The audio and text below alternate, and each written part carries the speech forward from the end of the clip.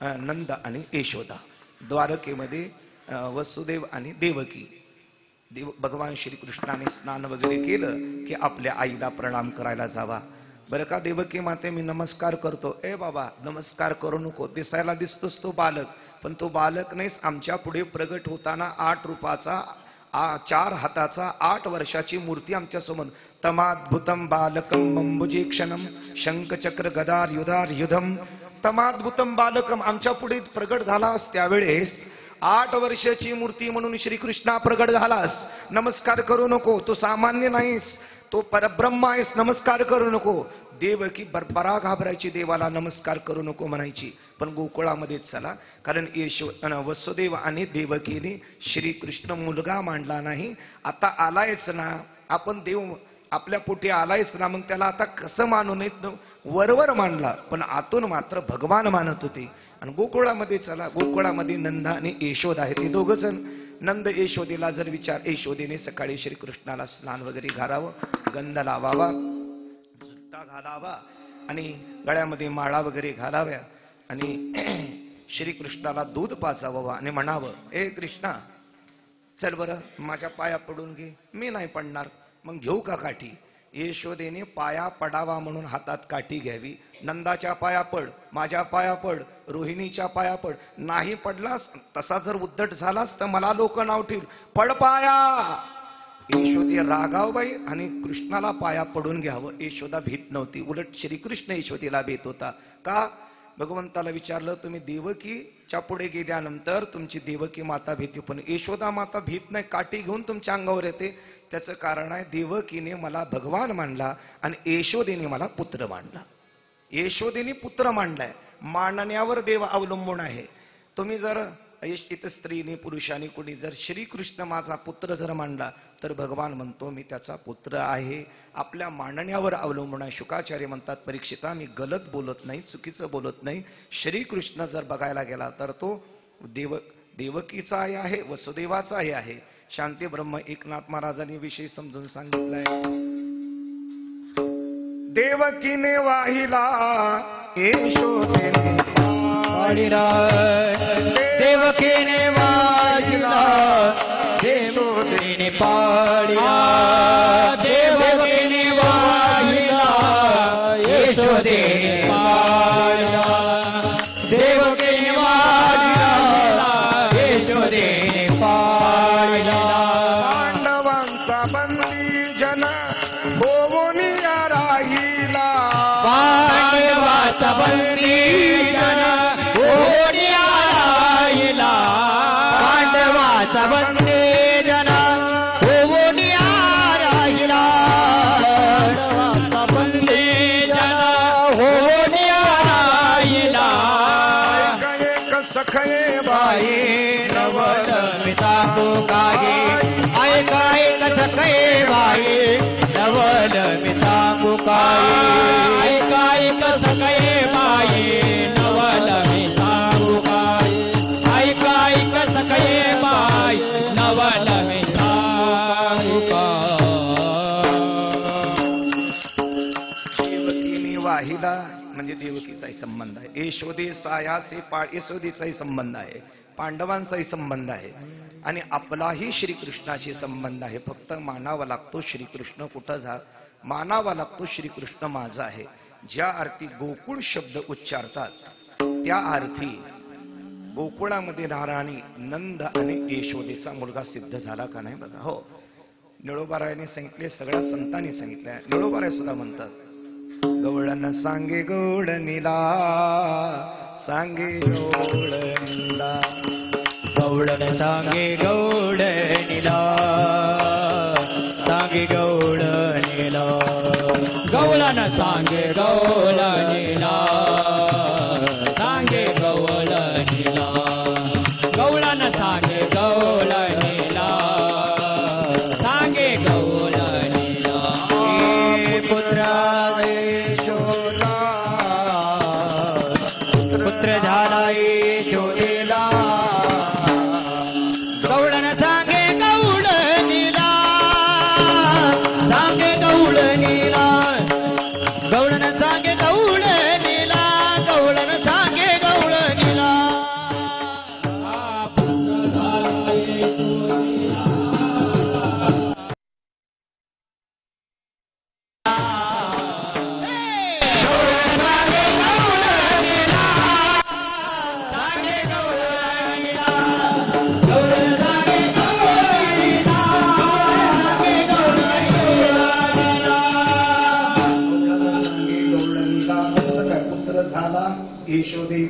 श्रीकृष्ण कोणाचा पोरगा निळोबर सांगतात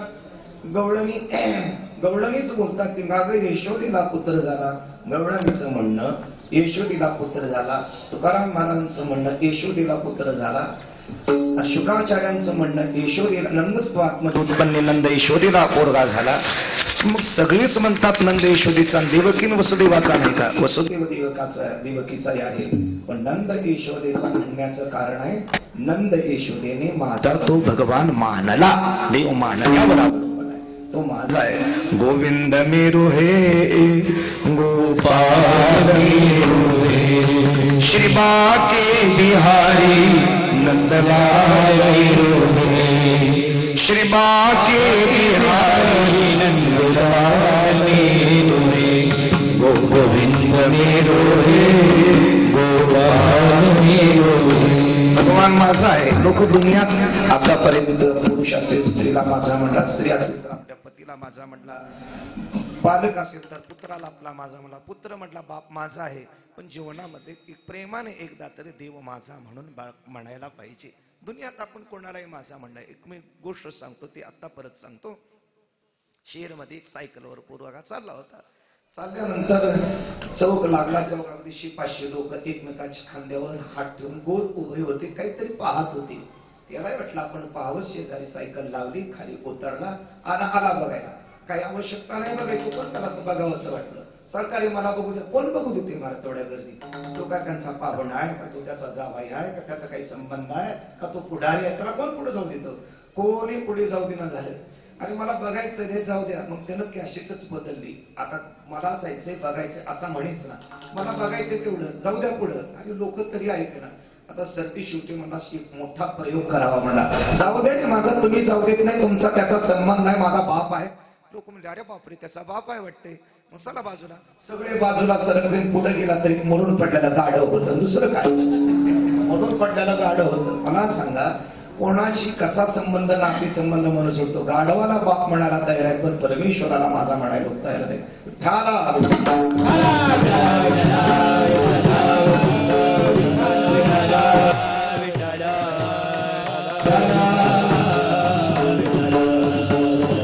भगवान जो आहे तो भगवान वसुदेवाचा आहे, देवकीचा आहे, नंदाचाही आहे, यशोदेचाही आहे आणि तुमचाही माझाही आहे.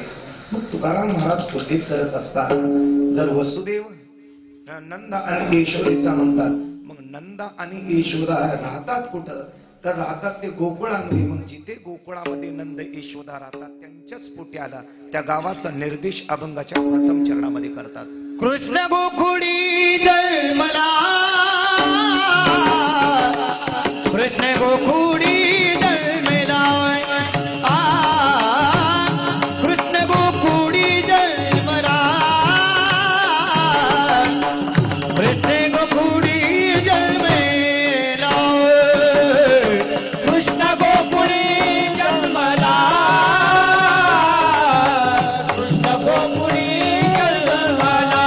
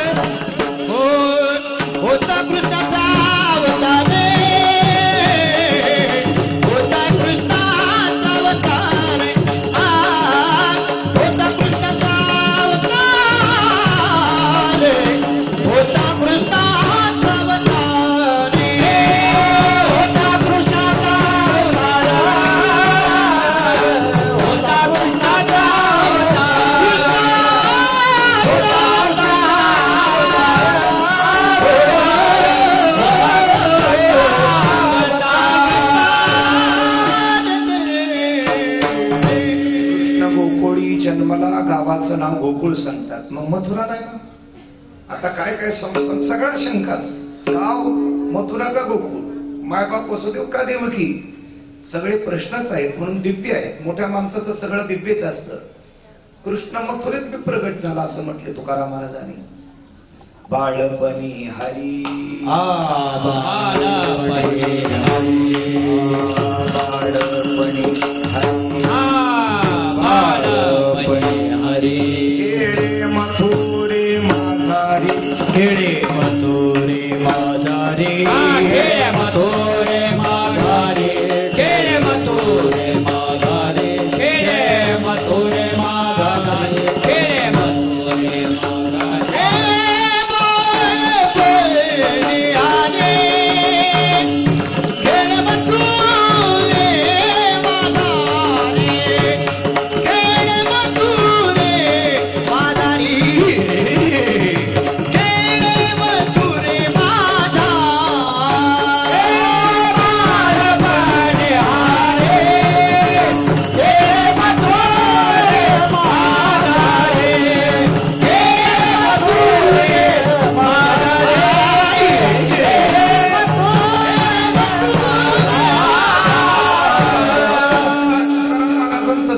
बाळपणी हरी खेळे मथुरे माझारी.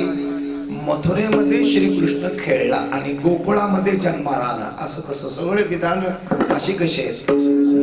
कसं आहे, मथुरा शब्द मथुरा आहे ना, मथुरा डिस्ट्रिक्ट आहे, मोठं राज्य आहे.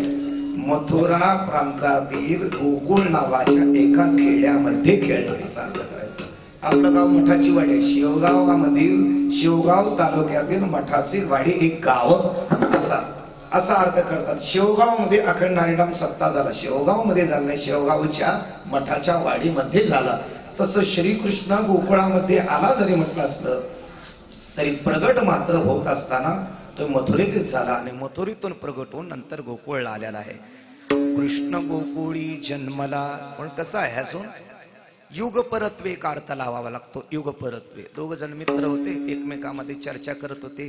आपण पंढरपूरला गेलतो बघ 2015 साली. हो गेलतो. काय बस स्टँड होतं बघ म्हणे. चंद्रभागा एक बस स्टँड आहे ना, रेग्युलरचं एक बस स्टँड आहे. पंढरपूरला असे 2 बस स्टँड आहेत. तो म्हटला आपण चंद्रभागा बस स्टँडला उतरलो होतो ना? तो म्हटला नाही, चंद्रभागा उतरलोच नाही. तो म्हटला आपण रेग्युलरच्या बस स्टँडला उतरलो होतो म्हणे. नाही रे. दोघांमध्ये चर्चा झाली. तुझं डोकं सडलंय मला, आता तू 60-65च्या पुढे गेलायस ना, म्हणून तुला काही सुचत नाही म्हटलं. नाही खरंच आहे, चंद्रभागा बस स्टँडलाच उतरलो. तो म्हणला तुझ्या बोलण्याला मी संमत नाही. आपण उतरलो होतो तर रेग्युलरचं जे नेहमीचं बस स्टँड आहे ना, त्याच बस स्टँडला उतरलो होतो.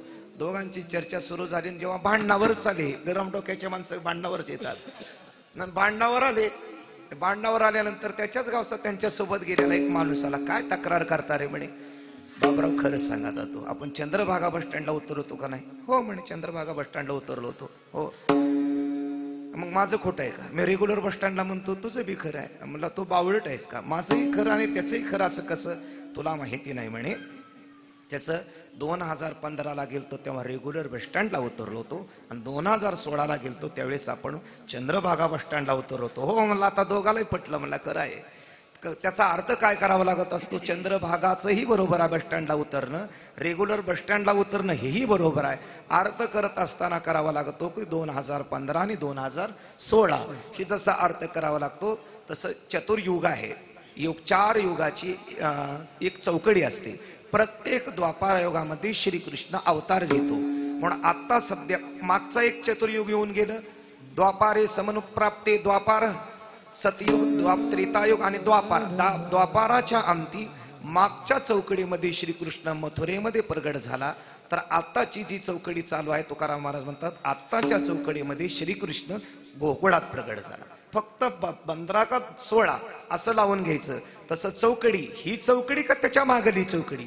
मागल्या चौकडीमध्ये मथुरेमध्ये जन्माला आला, आजच्या चौकडीमध्ये जन्माला गोकुळामध्ये आला. भांडणच मिटलं.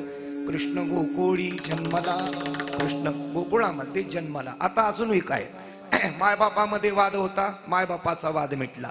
कारण श्रीकृष्ण वसुदेव देवकी नंद यशोदेचा आहे, तुमचा आमचाही आहे. म्हणून वाद मायबापाचा मिटला. जो कोणी म्हणेल श्रीकृष्ण माझा आहे तो त्या सर्वांचा श्रीकृष्ण होतो. वाद मिटला. पण गोकुळ का मथुरा हा एक वाद होता. तर युग परत्वे लावून आपण गोकुळमध्ये कसा कृष्ण प्रगट झाला हेही सिद्ध करून घेतलं.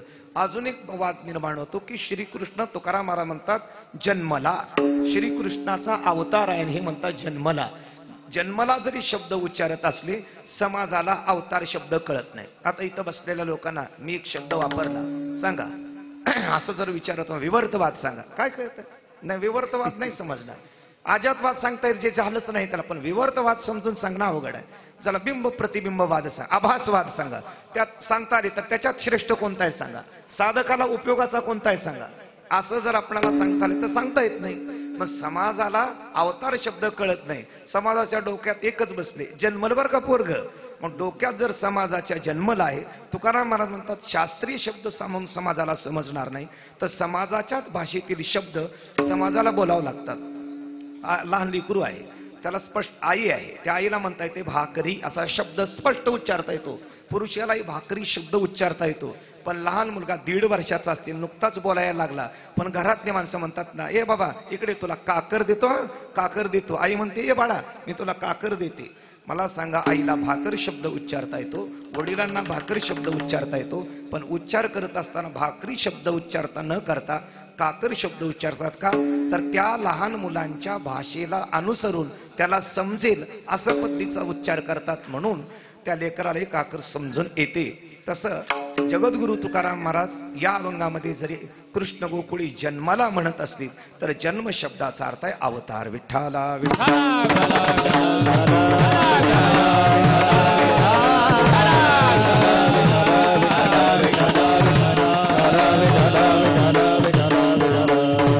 गोकुळी जन्मला, आणि कृष्ण गोकुळामध्ये जन्माला बाबा प्रगट झाला, अवतार घेतला. अवतार घेतल्यानंतर त्याचे परिणाम काय झाले? दुष्टा चळकाप सुटला. एपा संत जर पृथ्वी तलावर आले तर राक्षसांनाही आनंद होतो, देवांनाही आनंद होतो आणि मानवालाही आनंद होतो. पण पृथ्वी तलावर जर देव अवतार घेतला तर सज्जनाला आनंद होतो, दुर्जनाला मात्र दुष्टा चळकाप सुटला. जे माणसं पापी असतात ना, त्या माणसाला लई भीती वाटत असते. पापी माणसाला, दुष्ट माणसाला. गळ्यात तुळशीची माळ घातली आणि पुढच्या वेळेस जर आमच्या जवळ नाही आला तर आम्ही समजत असतो ना, गळ्यात माळ काढून धाब्यावर बसलेला आहे. धाब्यावर बसलेला त्याचा अर्थ सरळ होतो. सांगण्याचं तात्पर्य आहे, कृष्ण जरी मथुरी गोकुळामध्ये जन्माला आला असला, प्रगट झाला, त्याचे परिणाम होतात. सामान्य माणूस जन्माला आल्यास काहीच परिणाम होत नाही. आपल्या घरी एखादा मुलगा आला तर त्याच्या बापाला आईला तेवढ्यालाच कौतुक. शेजाऱ्याला जर समजून सांगितलं ना, तुमच्या शेजारी ना 4-5 वर्ष झालं त्या पोराचं लग्न झालं नव्हतं, पण त्याला लेकरू होत नव्हतं, त्याला आता मुलगा झालाय बरं का, तुम्हाला माहित आहे काय म्हणलं, मुलगा झालाय त्याला, असं करतात लोक. पण सामान्य माणूस, सामान्य माणसामध्ये जर मनुष्य जन्माला आला, सामान्य माणूस जन्माला आला, समाजावर काहीच परिणाम होत नाहीत. संत मात्र जन्माला आल्यानंतर, संत जर अवतार धारण केले, सगळ्या पृथ्वीला, सज्जनाला, दुष्टाला, सगळ्याला आनंद होतो. दुष्ट नको नको नको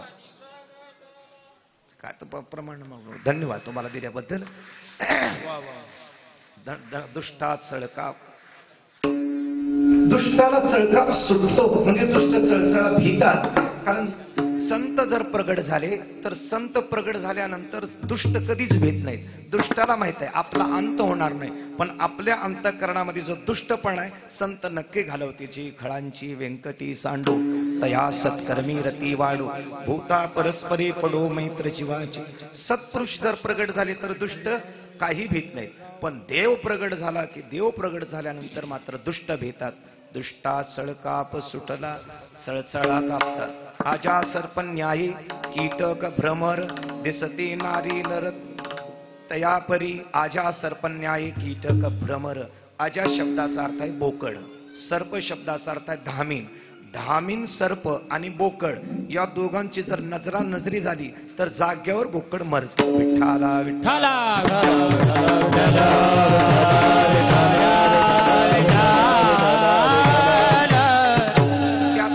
नावाच्या सापाने त्या बोकडाला दंश केला नाही, त्याच्या जवळ गेला नाही, त्याला असा वेटाळा वगैरे काही घातला नाही. दुरूनच नुसती दृष्टी टाकली बोकडावर की बोकड जसा चळचळ कापायला लागतो, तैसे त्याप्रमाणे कंस भगवान श्रीकृष्ण प्रगट झाल्यानंतर तसा कापला. दुष्टा चळकाप सुटला, तशा पद्धतीने त्याला चळकाप सुटला. हरणाने जर व्याघ्र बघितलं तर हरणाने जर व्याघ्र बघितलं तर व्याघ्र बघितल्याबरोबर हरण जसे थरथर थरथर कापतात त्या वाघाला बघून, तसं श्रीकृष्ण प्रगट झाल्यानंतर कंसासारखे सगळे दुष्ट लोक दुष्टात सळकाप सुटला असा विपरीत परिणाम झाला. का हो? कोण कोण कोण भिवू लागला? दुष्ट कोण आहे? कंस आहे. कंस काय साधा आहे? 10,000 हत्तीचं बळ असणारा कंस ज्या अर्थी भेला लागला. तुकाराम महाराज म्हणतात, बाबा तुम्ही म्हणता कंसासारखी दुष्ट भेला लागली. कुणामुळे? कृष्ण अवतार धारण केल्यामुळे. जर कंस तुम्हाला 10,000चा वाटतो, 10,000 हत्तीच्या शक्तीचा कंस वाटतो, तर मग तुम्ही त्रैरासिक का म्हणत नाही? एवढा बलाढ्य 10,000 शक्ती असणारा कंस जर चळचळा कापतो, तर अवतार धारण करणारा जो जन्माला आलेला कृष्ण सामान्य नसून तो परब्रह्माचा अवतार आहे. अभंगाच्या दुसऱ्या चरणामध्ये होता कृष्णाचा अवतार, होता कृष्णाचा अवतार, होता कृष्णाचा अवतार, होता कृष्णाचा अवतार, होता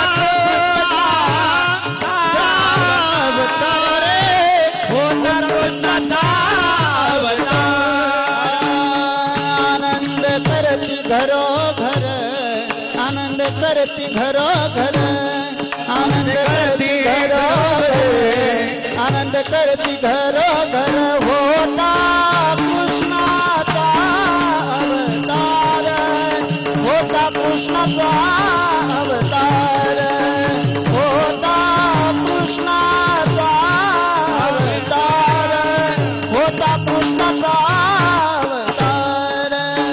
आनंदे करती घरोघर, करती घर करे, आनंद करती घर करे, होता कृष्णाचा अवतार, होता कृष्णाचा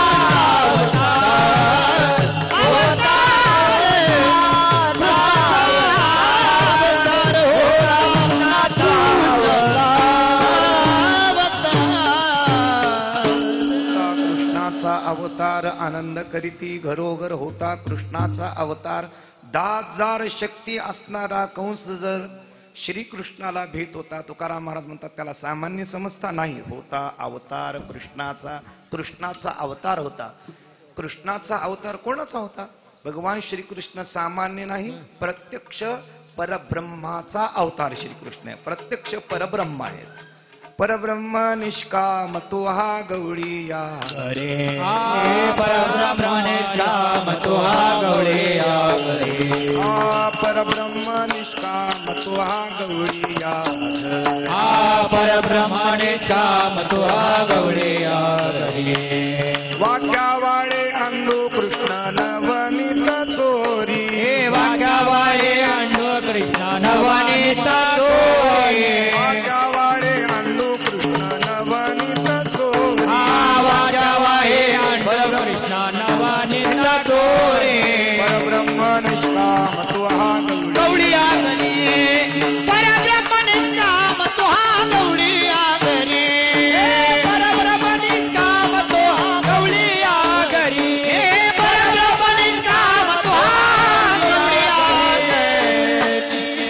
निष्काम स्वहा गवळी या घरी. वाक्या वाळी अंडू कृष्ण नवनीत चोरी म्हणती गवडणी हरीचे पाऊले धरा रांगत रांगत येतो हरिया निज मंदिरा. भगवान श्रीकृष्ण होता कृष्णाचा अवतार, परब्रह्माचा अवतार आहे, सामान्य नाही. आपलं मूल जर जन्माला आलं तर महिला बघतात त्या पाळण्यामध्ये, त्या लेकराकडे बघतात, नाक डोळे हात पाय रंग कलर त्याचा बघतात आणि म्हणतात आज्यावर गेलेलं वाटते. हे पाय आज्यावर गेलेलं काय उपयोग आहे आज्यावर जाऊन. आज्याचा अवतार असण्यापेक्षा तो अवतार परब्रह्माचा असायला पाहिजे. श्रीकृष्ण हा परब्रह्माचा अवतार होता. एक लक्षात ठेवा, सामान्य नव्हता, अवतारी होता, परब्रह्माचा अवतार होता. अनंत ब्रह्मांडे उदरी हरिहा बालक नंदारे हरिहा बालक नंदागरी हरिहा बालक नंदागरी आनंद ब्रह्मांडे उदरी हरिहा बालक नंदारे हरिहा बालक नंदारे हरिहा बालक नंदारे हे अनंत ब्रह्मांडे उदरी हरिहा बालक नंदागरी हरिहा बालक नंदागरी बालक नंदागरी रे हरिहा बालक उतरी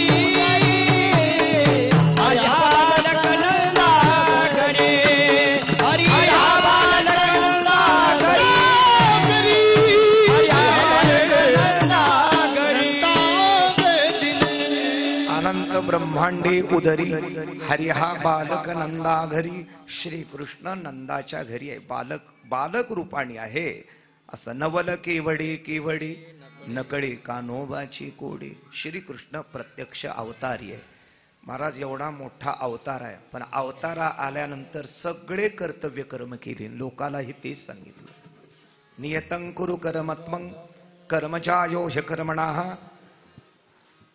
नियतं कुरु कर्मत्व, नियतं कुरु कर्मत्व. तुमच्या वाट्याला जे आलेले कर्म नियत आहे ते करा. नियतं कुरु कर्मत्व, स्वतः परमात्म्याने केलेले ते कर्म आहेत.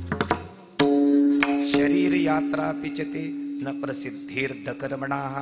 जर नाही करशील, भगवान म्हणले अर्जुना कर्म करायला पाहिजे, आपल्या मनाने नाही. मनोमार्गी गेला तो येथेची मुकला. कर्म करायला पाहिजे. नियतं, नीतीने घालून दे. लोक म्हणतात नीतीने वागा रे जरा, एवढं हे उन्मत्त होऊ नका. भगवान म्हणतात मी कर्म करता. लोक कोण कर्म करत नाही. सकाळी उठतात, डबा घेऊन जातात, जेवण करतात, अमुक करतात, हे कर्म नाही. नियतं, नीतीने सांगितलेली. नीती शब्दाचा अर्थ शास्त्राने.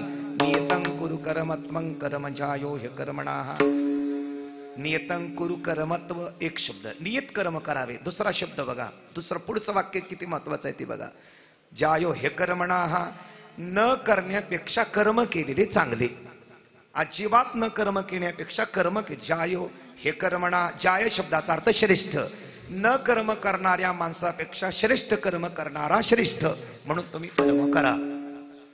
एकदा एका गावामध्ये एस टी महामंडळाचे 550 लोकांचा सत्कार करायचा होता. 10-5 हजार लोक आले होते. म्हणे आपले जे ड्रायव्हर लोक आहेत त्या पुढच्या लोकांना आदर्श म्हणून सत्कार करायचा होता. ज्यांनी सत्कार करायचा होता, ज्यांचा जे सत्कार करून घेणार होते त्यांना सांगितलं 2-2 मिनिट बोला समाजाच्या पुढं. ते उठले. उठल्यानंतर बोलायला लागले. म्हणे मी एस टीचा आज 12 वर्षाचा अनुभव आहे. माझा अजिबात ॲक्सिडेंट कुठं झाला नाही, काही नाही. फक्त गाडी चालवित असताना अचानक पुढं एक खड्डा आला होता. खड्ड्यात अचानक ते पण दगड उडाला, गाडी थोडीशी बाजूला हिलली आणि एक माणसाचा अर्धा दात तुटला. 12 वर्षामध्ये अजिबात कुठला एवढ्याच्या व्यतिरिक्त ॲक्सिडेंट झाला नाही. म्हणून म्हणले माझा सत्कार करतात लोक. उगाच करतात का?